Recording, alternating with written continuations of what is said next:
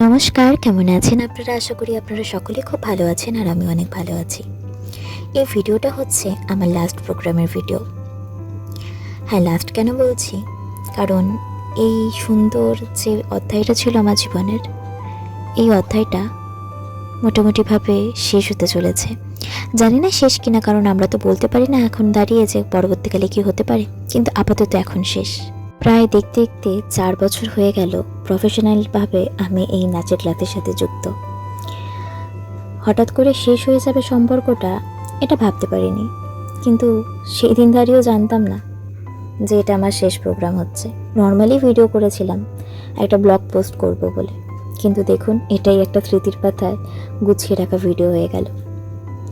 একটা মজার বিষয় কি জানেন, আমি ছোটোবেলায় আমার মা যখন আমাকে নাচের ক্লাসে ভর্তি করেছিল, আমি সেখান থেকে পালিয়ে এসেছিলাম।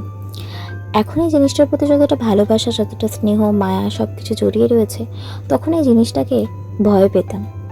আমি এরকমই, আমি প্রথমে যে জিনিসটা থেকে পালাই, সেটাই পরবর্তীকালে আমার জীবনের সবচেয়ে গুরুত্বপূর্ণ জিনিস হয়ে দাঁড়ায়। সব ক্ষেত্রতেই বলছি, এক প্রকার সময়ের অভাবের জন্যই এই প্রফেশন থেকে আমাকে বেরিয়ে আসতে হলো, কিন্তু পরবর্তীকালে যদি আবারও সুযোগ হয়, আবারও সময় পাই, নিশ্চয়ই এই প্রফেশনকে আমি ধরে রাখার চেষ্টা করব। একটা কথা না বললেই নয়, যতটুকুই শিখেছি, যতটুকু জানি, যত লোক আমাকে দেখেছে, সব কিছু একমাত্র আমার গুরু সোহিনী মুখার্জির জন্য। যে মেয়েটা স্টেজের সামনে দাঁড়াতে ভয় পেত, সেও এখন হেসে স্টেজের সামনে নাচতে শিখেছে। যতটুকু শিখেছি শুধু তার জন্যই। তার জন্য অনেক থ্যাংক ইউ, এত ভালোবেসে শেখানোর জন্য বা নিজের মধ্যেকার এই ভয়টাকে কাটাতে সাহায্য করার জন্য। শুধু তো প্যাশনকে গুরুত্ব দিলে হয় না, প্রফেশনকেও সমানভাবে গুরুত্ব দিতে হয়।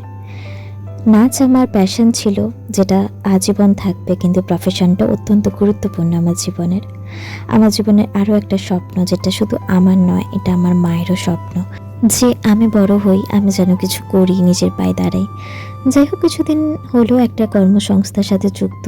জীবনের কোনো পরীক্ষার সাথেই আমি আপোস করিনি, কখনো ফেল করিনি, কিন্তু জানি না এই পরীক্ষায় ফেল করবো কি করব না।